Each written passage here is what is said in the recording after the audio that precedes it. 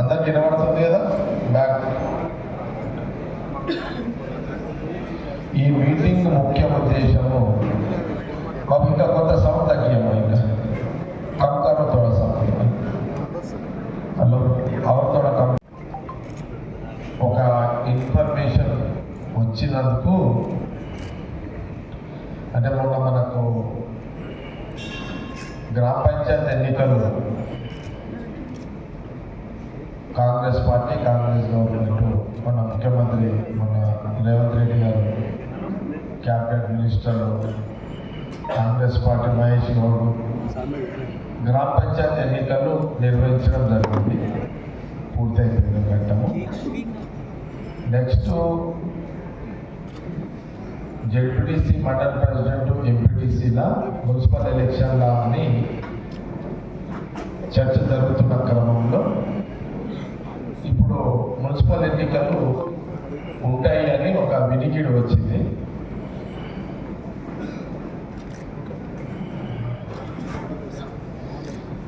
ఆ వినికిడి వచ్చిన ఒక ఇన్ఫర్మేషన్ వచ్చిన సందర్భంలో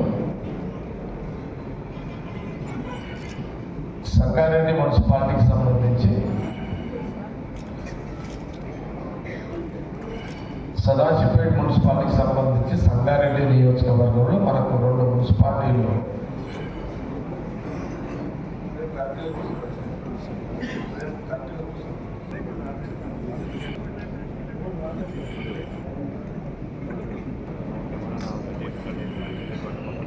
బహుశా బయట బాబా తర్వాత కాంగ్రెస్ పార్టీ కాంగ్రెస్ గవర్నమెంట్ అంటే ముఖ్యమంత్రి రేవంత్ రెడ్డి గారు పిసిసి ప్రెసిడెంట్ మహేష్ కుమార్ గారు మనకు 10వ తారీఖు తర్వాతన 14వ తారీఖు తర్వాతన బహుశా మనకు మున్సిపల్ ఎన్నికలకు సంబంధించిన ప్రకటన వచ్చే అవకాశం ఉన్నట్టుగా ఒక సమాచారం. ఈ సమాచారంలో వచ్చినందుకే మనకు గ్రామ పంచాయతీ ఎన్నికలు ప్రకటన రాకముందే సంగారెడ్డి నియోజకవర్గానికి సంబంధించిన 4 మండలాల ముఖ్య నాయకులు గ్రామ పంచాయతీ ఎన్నికల సంబంధించిన నాయకులతోటి మనము సమావేశం ఏర్పాటు చేసుకోవడం జరిగింది. ఆ సమావేశంలో కొన్ని నిర్ణయాలు చేసినాము. అందులో ప్రధానంగా ఎవరి మండలంలో ఆ ముఖ్య నాయకులు ఎవరి గ్రామ పంచాయతీలో ఆ గ్రామ పంచాయతీలో ముఖ్య నాయకులు కార్యకర్తలు కూర్చొని సర్పంచ్ అభ్యర్థులను ఎంపిక చేసుకొని గెలిచి రండి. మరి ఈ రాష్ట్రంలో కాంగ్రెస్ పార్టీ అధికారంలో ఉంది, ప్రజలు అవకాశం ఇచ్చారు. మరి ముఖ్యమంత్రి రేవంత్ రెడ్డి గారితో పాటు మన మహేష్ కుమార్ గౌడ్ కాంగ్రెస్ పార్టీ. ఫస్ట్ మీ అందరికీ కార్యకర్తలు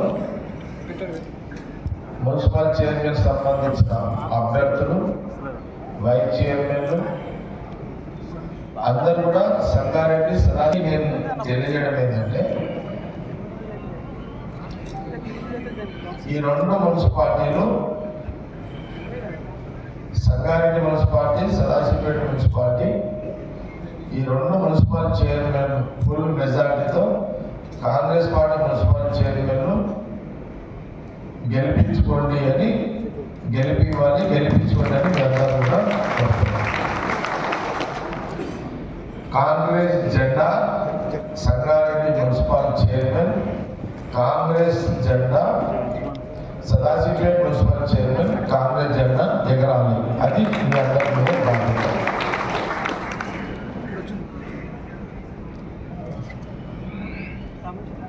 ఎందుకంటే ఇంకా 3 సంవత్సరాలు మనము అధికారంలో ఉంటాం. మళ్ళా సంవత్సరాలు రావాలని PCC president Mahesh Kumar Goud, CM Revanth Reddy గారు అందరు స్టేట్మెంట్ మీరు అందరు చూస్తున్నారు. ఈ 3 ఏళ్ళు కాక మళ్ళీ 5 ఏళ్ళు రావడానికి కూడా ప్రయత్నం చేస్తున్నామని మీరు అందరూ చూస్తున్నారు. ఈ 3 సంవత్సరాలు కాంగ్రెస్ ముఖ్యమంత్రి రేవంత్ రెడ్డి ద్వారా మీ 2 మున్సిపాలిటీల ప్రజలకు మీరందరూ కౌన్సిలర్లుగా, కాంగ్రెస్ కౌన్సిలర్లుగా గెలిచి చైర్మన్లు, వైస్ చైర్మన్లు అయ్యి కాంగ్రెస్ పార్టీ పరంగా 2 మున్సిపాలిటీలకు అయ్యి మీరు కాంగ్రెస్ గవర్నమెంట్ ముఖ్యమంత్రి రేవంత్ రెడ్డి ద్వారా పనులు చేయించి ప్రజలకు ఇచ్చే అవకాశాన్ని మీరే ప్రజల దగ్గర తీసుకునే ప్రయత్నం చేసుకోవాలి.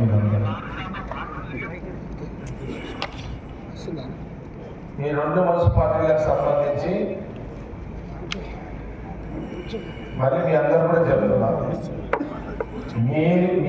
మీ యొక్క వార్డులలో క్యాండిడేట్లని మీరే డిసైడ్ చేసుకోండి. ఎవరి బస్తీలలో వాళ్ళే క్యాండిడేట్లను డిసైడ్ చేసుకోండి. ఫస్ట్ ఛాన్స్ మీకే ఇస్తున్నా. ఎవరి వార్డులలో మీరు ముఖ్యులు 1, 2, 3 అభ్యర్థులు ఉన్నట్టున్నారో మీరందరూ ఒక దగ్గర కూర్చొని మీరే క్యాండిడేట్లని డిసైడ్ చేసుకోండి. రిజర్వేషన్స్ వచ్చింది, దాన్ని బట్టి మీరు ప్లాన్ చేసుకోండి. గతంలో ఎన్నికల్లో ఎవరైతే పోటీ చేసి గెలిచారో బాబు సౌండ్ కనుకోండి. గతంలో పోయిన ఎలక్షన్లలో ఎవరైతే కౌన్సిలర్లుగా గెలిచారో లేదా పోటీ చేసి ఓడిపోయిన వాళ్ళు మీరందరూ కూడా పూర్తి బాధ్యతను తీసుకుంటున్నారు. మీరు ఎవరైతే పోయిన ఎన్నికల్లో పోటీ చేసి గెలిచిన వాళ్ళు ఓడిపోయిన ఉన్నారో వాళ్ళందరూ కూడా పూర్తి బాధ్యత తీసుకోండి. ఈ రిజర్వేషన్స్ ఏమొస్తాయో ఇంకా తెలియదు కాబట్టి రిజర్వేషన్ వచ్చిన తర్వాత గతంలో కాంగ్రెస్ కౌన్సిలర్లుగా ఎవరైతే పోటీ చేసి గెలిచిన వాళ్ళు ఓడిన వాళ్ళు పూర్తి బాధ్యత తీసుకొని ఆ రిజర్వేషన్ల ప్రకారం కూర్చొని పోయిన రిజర్వేషన్స్ వచ్చినాయా లేవా, వస్తే పోయినసారి పోటీ చేసిన వాళ్ళు ఎట్లా పోటీ చేయాలి, లేదా ఎవరైతే ఆ రిజర్వేషన్ చేంజ్ అయితే ఆ వార్డులో గెలిచిన కౌన్సిలర్ ఎవరైతే ఓడిపోయిన కౌన్సిలర్ ఉన్నాడో, సపోజ్ ఒక వార్డు బీసీ కౌన్సిలర్ ఉన్నాడు, అది ఒకవేళ ఎస్సీ అవుతారు, దాని బాధ్యత బీసీ కౌన్సిలర్ ఎవరైతే గెలిచిందో వాళ్ళదే బాధ్యత. బీసీ అయిందనుకోండి, ఈ ఎస్సీ కౌన్సిలర్ ఆ బీసీ కౌన్సిలర్ సహకరించి గెలిపించుకోవాలి. సరే, సగం మంది ఆడవాళ్ళు, సగం మంది మగవాళ్ళు ఉంటారు. ఒకటి, కొత్తగా ఎవరు వచ్చినా వాళ్ళకు టికెట్లు ఇవ్వబడదు. ఇది ఈ వార్డులో మన క్యాండిడేట్ తీసుకున్నాడు, మన క్యాండిడేట్ పైసలు లేవు, ఇంకొక క్యాండిడేట్ వస్తే ఆయన దగ్గర పైసలు ఉన్నాయి, నేను ఇస్తే బాగుంటుందని ఎవరు సలహాలు ఇచ్చే ప్రయత్నం చేసినా అది రిజెక్ట్ చేయడం జరుగుతుంది.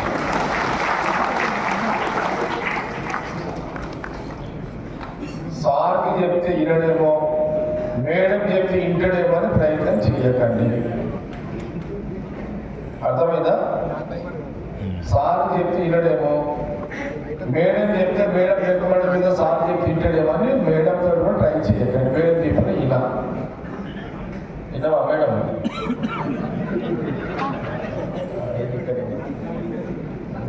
వస్తుంది వాళ్ళు ఇది క్లియర్గా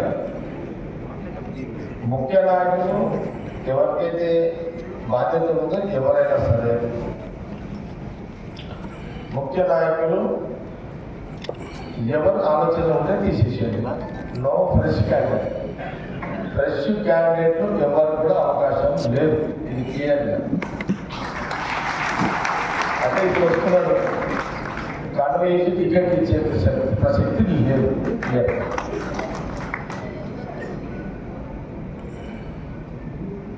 ఫస్ట్ నిర్మల ఒక డౌట్ అడుగుతుంది. ఎమ్మెల్యే ఎలక్షన్లు వచ్చినప్పుడు ఎంపీ ఎలక్షన్లో వచ్చిన వాళ్ళ సంగతి ఇదని అడిగింది.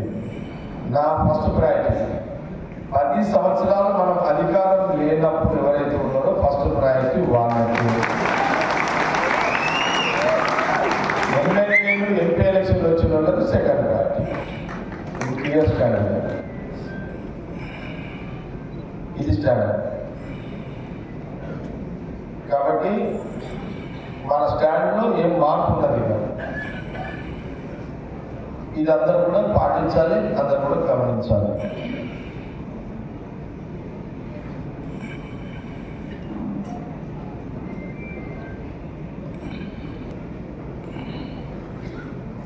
నచ్చలేదు కానీ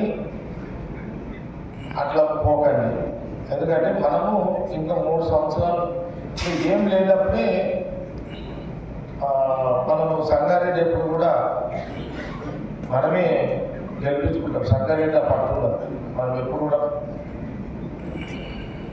నేను ఆ రోజులలో కూడా ఏది 2004 టీఆర్ఎస్ ఎమ్మెల్యేలో కూడా కాంగ్రెస్ రూలింగ్ ఉండేది స్టేట్లో. రాజశేఖర రెడ్డి గారు ముఖ్యమంత్రి.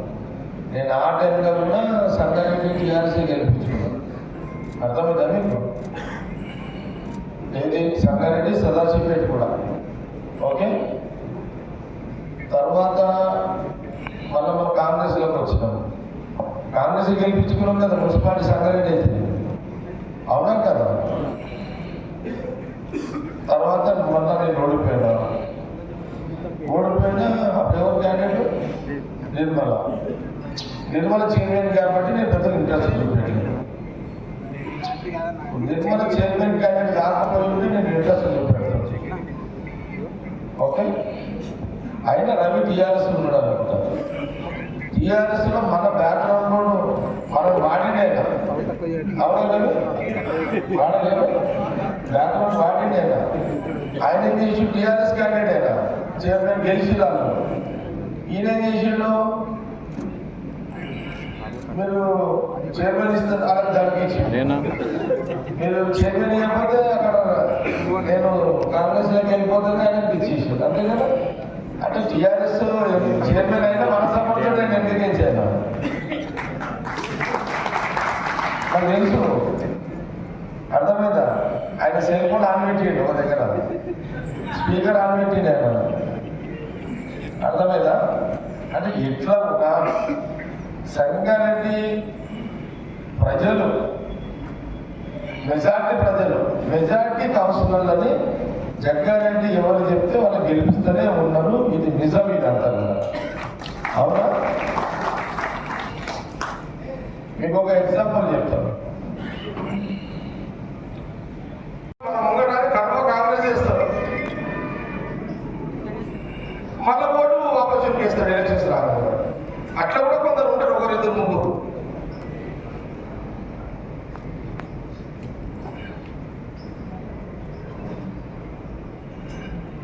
ఓకే. మొత్తం మీద సంగారెడ్డిది అయితే క్లియర్ చేసి పట్టించిన చైర్మన్, వైస్ చైర్మన్, ఎస్సీ అయితే మైట్స్ లా. ఇది క్లియర్. అంతే క్లియర్. అరే ఇక్కడి నుంచి మీ ప్రమాదం స్టార్ట్ అయింది. అర్థమైందా? శత్రువులు ఇప్పుడు స్టార్ట్ అయ్యారు. ఇప్పుడు దాకా నీకు ఉన్నది నాకు తెలియదు. ఇక ఇప్పుడు స్టార్ట్ అయ్యారు శత్రువులు. ఇక